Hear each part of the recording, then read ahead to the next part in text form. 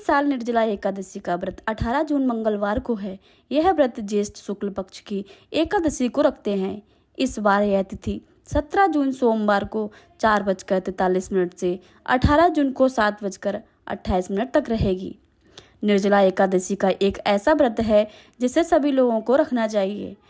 5 पांडवों में से एक भीमसेन ने भी इस व्रत को रखा था, जबकि वह किसी दिन भी बिना भोजन के नहीं रहते थे, लेकिन उन्होंने बिना अन्न और जल के इस व्रत को किया।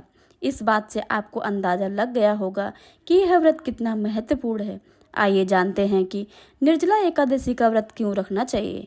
निर्जला एकादशी के दिन जल का दान क्यों करना चाहिए। धार्मिक मान्यताओं के अनुसार निर्जला एकादशी एक ऐसा व्रत है जिसको करने से आपको पूरे साल के सभी 24 एकादशी व्रतों का पुण्य लाभ प्राप्त हो सकता है। इसका अर्थ है कि आप पूरे साल में मात्र निर्जला एकादशी का व्रत विधि विधान से करके सभी एकादशी व्रत का समान फल प्राप्त कर सकते हैं। दूसरी बात यह है कि जो व्यक्ति निर्जला एकादशी का व्रत रखते हैं उसके सभी पाप मिट जाते हैं, क्योंकि उस दिन भगवान विष्णु की कृपा होती है।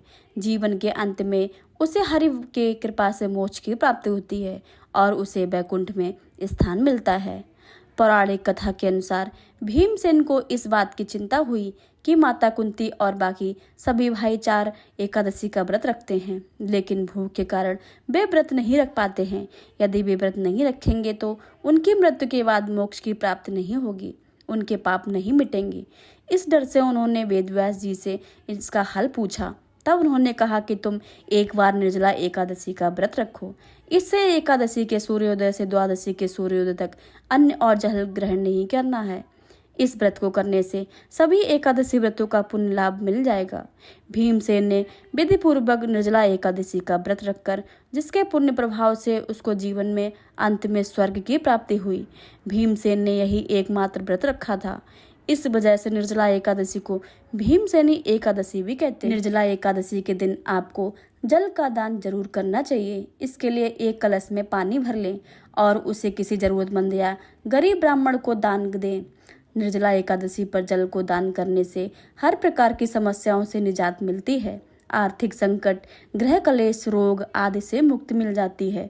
जल का दान करने से पितृदोष और कुंडली में चंद्र दोष भी से मुक्ति मिल जाती है। वैसे भी ज्येष्ठ के महीने में जल का दान करने से पुण्य मिलता है। इस माह में सूर्य की तपिश अधिक होती है, इस वजह से राहगीर पशु पक्षियों को पानी पिलाना चाहिए।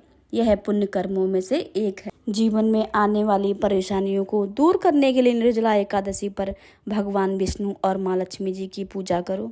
इसके बाद दूध और दही का दान करें। मानता है कि इन चीज़ों का दान करने से जीवन के दुख और दर्द का अंत होता है।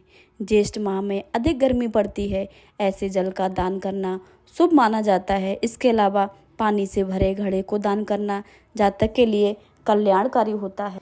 अगर आप श्री हरि की कृपा प्राप्त करना चाहते हैं तो निर्जला एकादशी पर पीले वस्त्र का दान करें, क्योंकि भगवान विष्णु को पीला रंग बहुत ही प्रिय है। इससे कुंडली में गुरु मजबूत होता है। इसके अलावा अन्न का दान करने का भी अधिक महत्व है।